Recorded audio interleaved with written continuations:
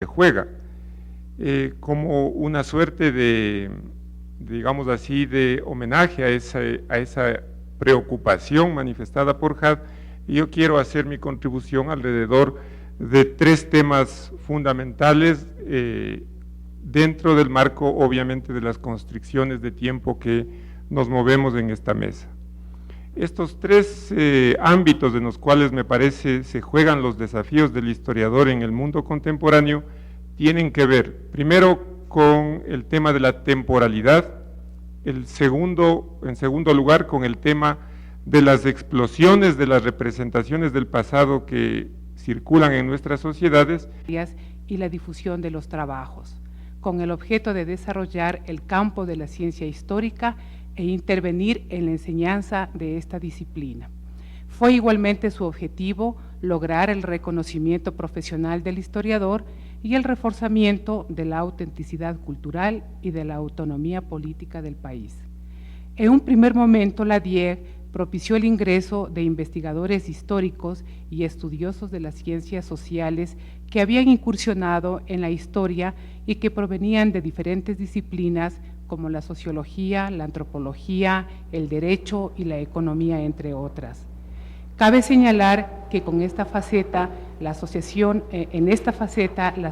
busca una alternativa a la historia positivista propiciada desde la Academia de Historia, que ha apoyado y auspiciado un uso público de la historia con el consiguiente desconocimiento del historiador como sujeto social.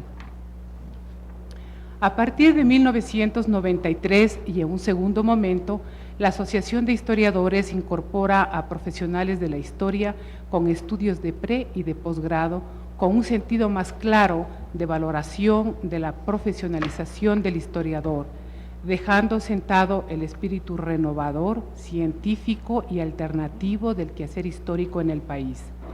Esta situación permite establecer lazos de acercamiento a la propuesta del Manifiesto de Historia-Debate en lo concerniente a cómo mantener desde los espacios de las asociaciones de historiadores el papel protagónico del historiador y su autonomía respecto de los procesos históricos.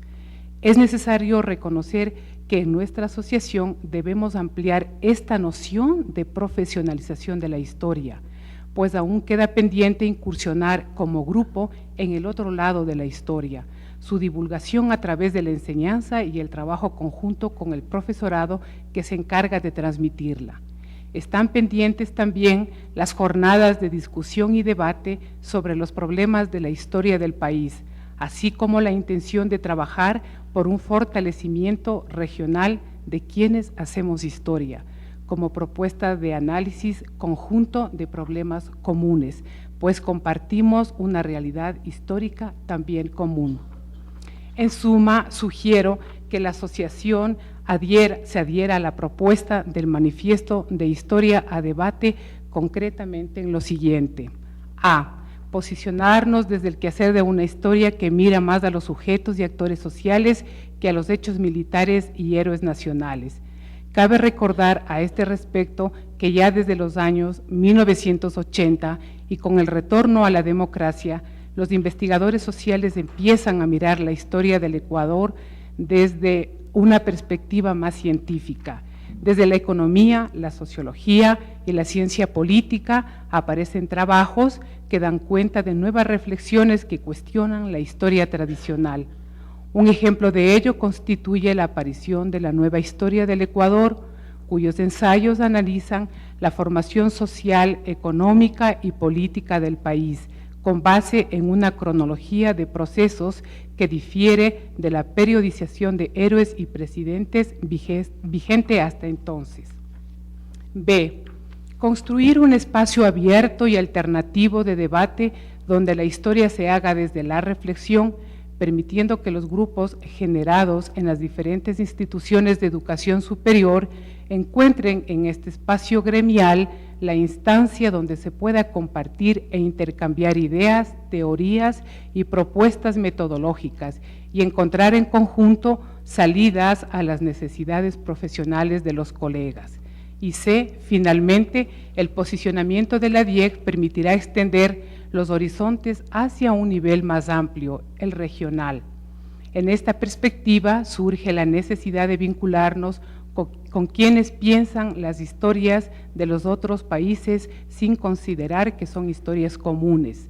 Se hace necesario, por lo tanto, conocer las tendencias y las escuelas historiográficas de, por lo menos en nuestro caso, la región andina para debatir, articular y publicar investigaciones. Muchas gracias.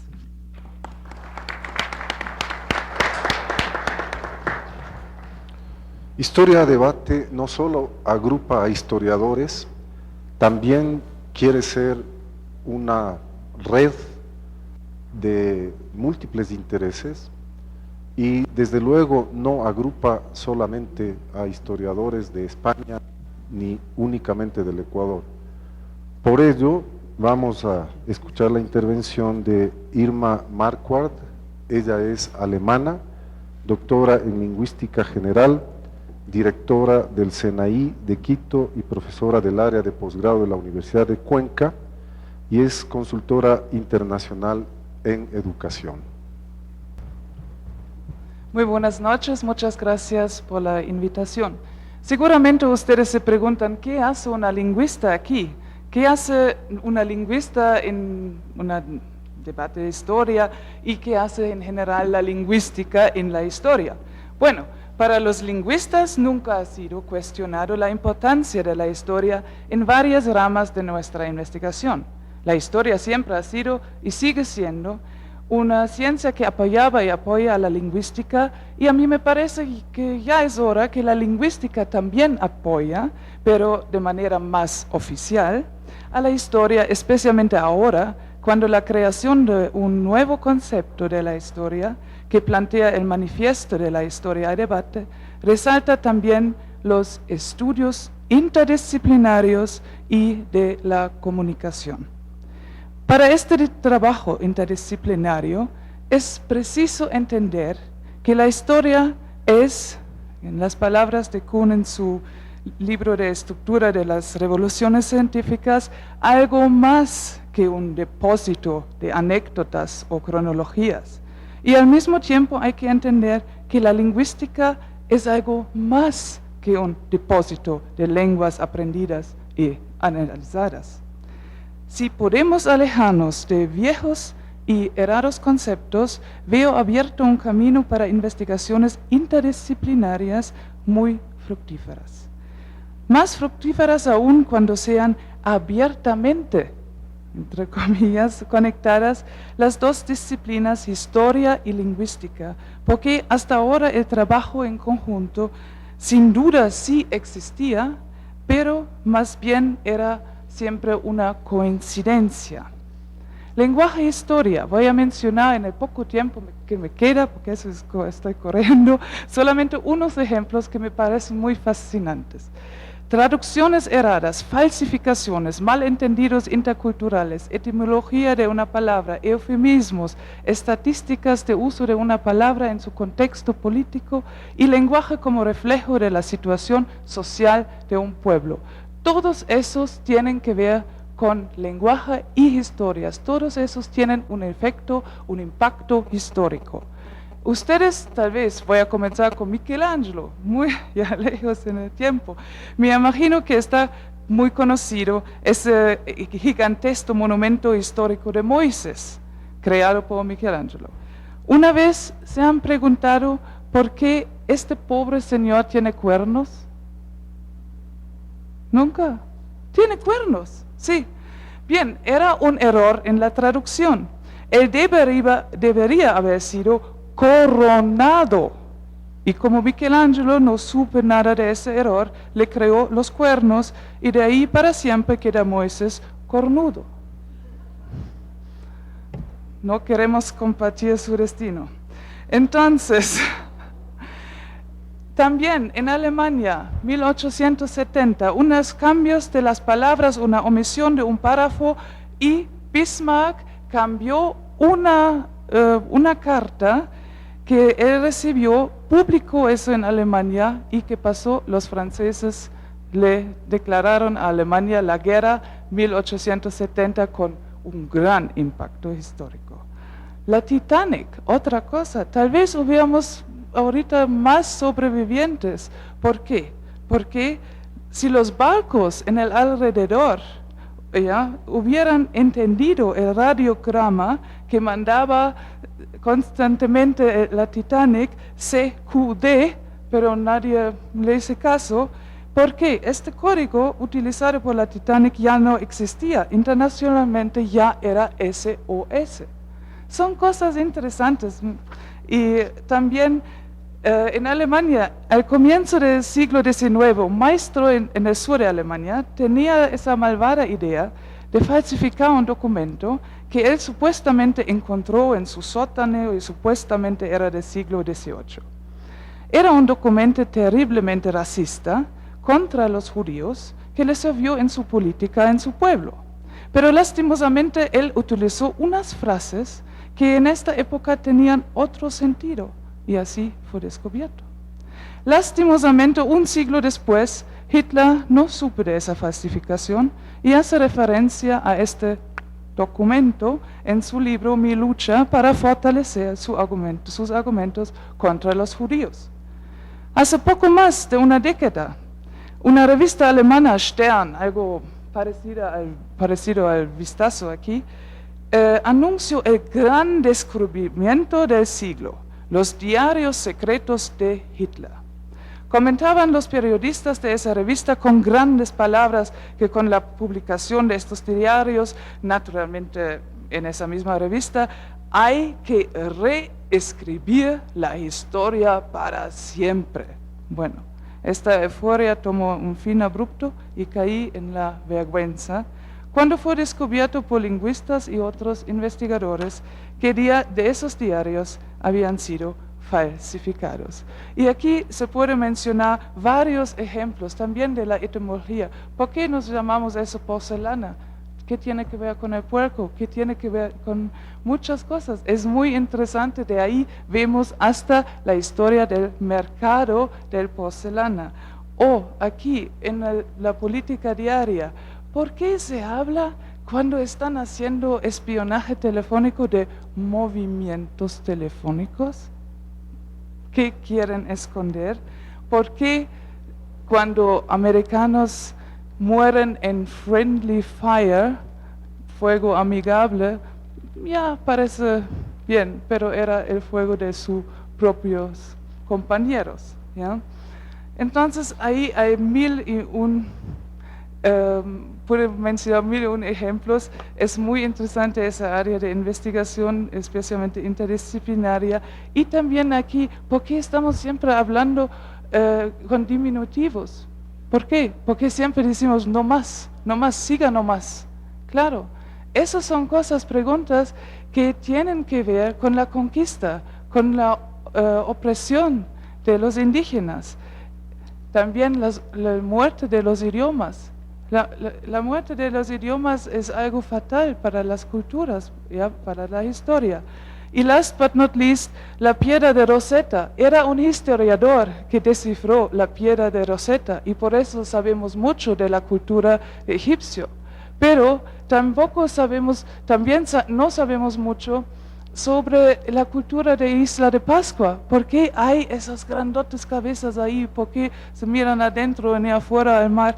Entonces, ¿por qué? Porque no está completamente descifrada la escritura, lo poco que nos queda. Entonces, todo eso está conectado con la historia. Y si todavía ustedes no están convencidos, voy a, por último, decirles una cosa.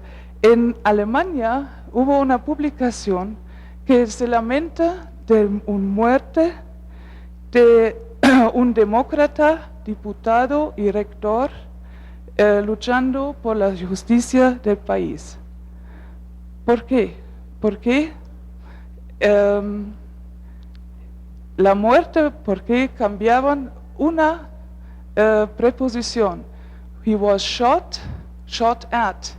Mala traducción, y ahorita Amnesty International publicó un artículo sobre la muerte del rector de la Universidad Andina. Lo siento, pero felizmente usted está entre nosotros. Vamos a continuar con Guillermo Bustos, historiador. Él es director del área de historia de la Universidad Andina Simón Bolívar, editor de Procesos, revista ecuatoriana de historia. Bueno, gracias.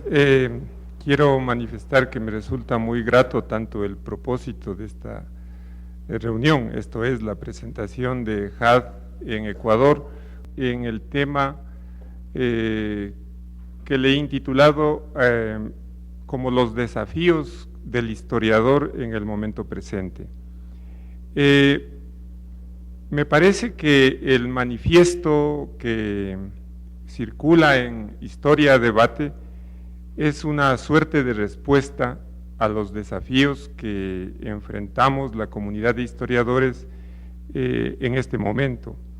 Y este manifiesto ofrece digamos así, una especie de menú de temas en los cuales ese desafío se juega, como una suerte de, digamos así, de homenaje a esa preocupación manifestada por JAD. Y yo quiero hacer mi contribución alrededor de 3 temas fundamentales dentro del marco, obviamente, de las constricciones de tiempo que nos movemos en esta mesa. Estos 3 ámbitos en los cuales me parece se juegan los desafíos del historiador en el mundo contemporáneo tienen que ver, primero, con el tema de la temporalidad, en segundo lugar, con el tema de las explosiones de las representaciones del pasado que circulan en nuestras sociedades, y en tercer lugar con lo que podríamos denominar el asunto de las comunidades historiográficas. Entonces voy a ir al primer punto. Creo que Carlos Barros en su conferencia inaugural manifestaba o nos recordaba una frase de Bloch que a su vez repetía o parafraseaba un antiguo refrán que decía que los hombres y las mujeres nos parecemos más al tiempo en el que vivimos que a nuestros padres. Y esto me lleva a situar el tema de que si la materia prima del historiador es el tiempo, la gente en el tiempo, nosotros no estamos fuera del tiempo, estamos inmersos, incrustados en una temporalidad. Y entonces aquí viene la pregunta, ¿cuál es el régimen de historicidad en el cual estamos incrustados? ¿Y qué tiene que ver este régimen con las representaciones que construimos sobre el pasado? Si aceptamos que, digamos así, la historia ya no es más una maestra de la vida, ya no el pasado ilumina el presente para construir el futuro, sino que somos hijos, somos herederos del siglo XX, del siglo en el cual se consagró el Estado-Nación. Y el Estado-Nación nació precisamente como una proyección del progreso. El referente de construcción del historiador ha sido precisamente la construcción de la nación. En cierto sentido, toda la historia que escribimos es de una u otra manera una biografía del Estado-Nación. Entonces, ese legado que en el cual venimos funcionando los historiadores va entrando en tensión con lo que hoy en día algunos autores como François Hartog, un especialista francés dedicado al mundo clásico, llama la eclosión del presentismo. Esto es cómo paulatinamente las sociedades contemporáneas van definiendo como el horizonte del presente el presente. Hoy en día estamos hablando de transmisiones en tiempo real, hoy en día estamos hablando de la red de Historia Debate, que si tuviéramos la conexión necesaria, esta sería también una transmisión en tiempo real, como nos hablaba Guadalupe Suasti en relación al congreso que ocurrió en Santiago de Compostela. Entonces aquí se va generando una tensión, que es una tensión que ameritaría que yo solamente me atrevo a mencionarla, pero su consideración tomaría obviamente más del tiempo que aquí dispongo. En segundo lugar, voy a referirme al segundo desafío, el tema de la eclosión de representaciones del pasado. Nunca antes como hoy hubo tantas representaciones del pasado que circulan en la sociedad presente. Debemos reconocer, y esto es un punto difícil para los historiadores, que la historiografía académica profesional genera apenas un tipo de memoria entre otros tipos de memoria que circulan en el mundo contemporáneo. Tenemos la eclosión de los testimonios, tenemos que considerar cómo la literatura genera una memoria sobre el pasado, tenemos que enfrentarnos los maestros a la poderosa influencia del cine y de los medios audiovisuales que también generan y construyen una manera de representar el pasado. Y entonces todo esto lleva a una pregunta fundamental: ¿de qué manera esta eclosión de memorias están interpelando el estatuto del historiador y están poniendo en interrogación la relevancia social de su discurso? La consideración de esta respuesta, o mejor dicho, de esta pregunta, pues también desbordaría el marco de tiempo del que dispongo en esta mesa redonda.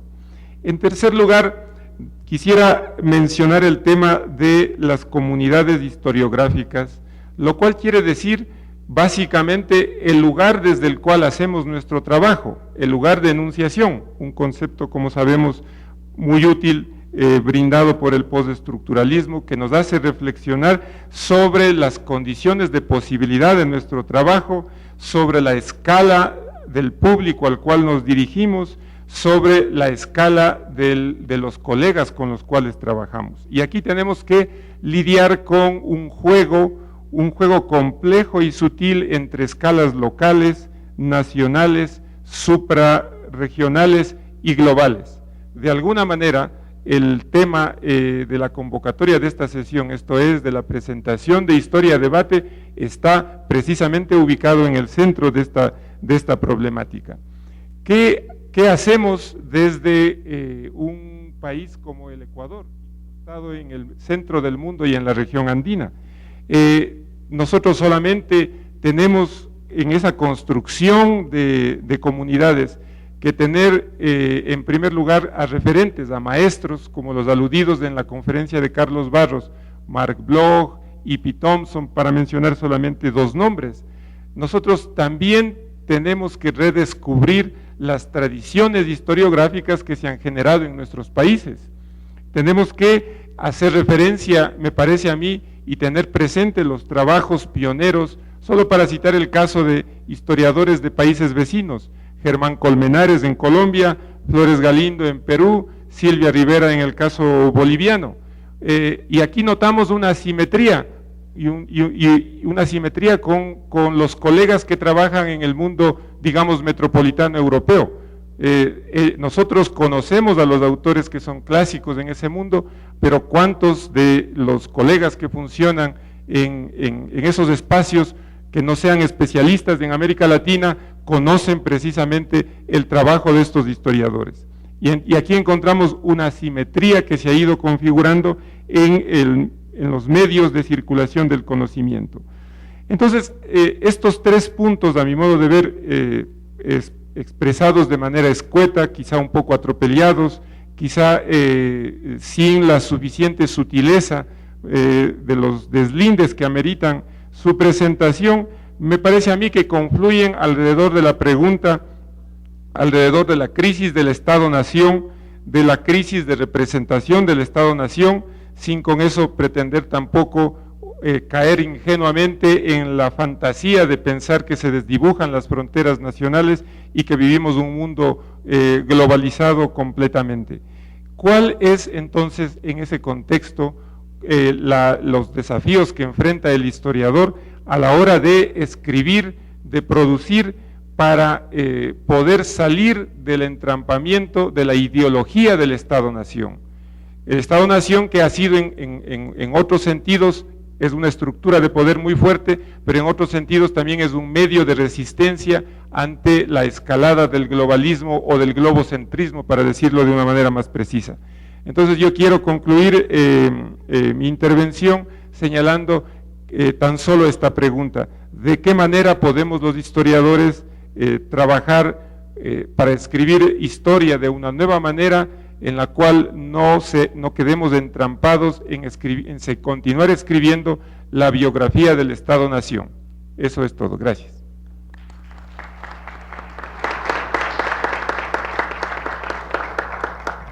Continuamos con Carlos Freire, que es historiador, profesor de la Universidad San Francisco de Quito. Muchas gracias, buenas noches. Yo voy a limitarme a responder la pregunta que me hiciera Carlos Barros por internet. ¿Cuál ha sido mi experiencia con Historia Debate? Antes me permito hacer una confesión. Yo le conozco a Carlos Barros por internet de hace varios años, no me acuerdo cuántos años, pero imaginaba un señor más bien flaco, alto y calvo, ¿no? Y resulta que ha sido totalmente lo contrario.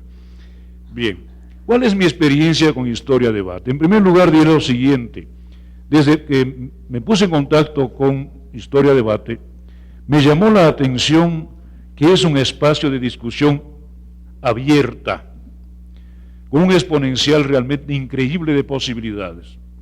Y además, ese espacio no tiene ningún término de descalificación para nadie. Todos pueden participar, todos pueden intervenir, no importa de dónde venga la persona que quiere hacerlo. En Historia Debate hay realmente una auténtica democracia académica. Nadie es descalificado y a nadie se le silencia. Se le pide ciertas condiciones básicas, por ejemplo, que se identifique de manera correcta y que identifique de manera completa la institución de donde viene, pero nada más. Esta amplitud de miras se ve en la variedad casi infinita de temas que van pasando por Historia Debate. Yo quiero recordar algunos, uno de ellos ya ha salido aquí varias veces, la historia inmediata. Sobre historia inmediata han escrito casi infinidad de personas a través del internet.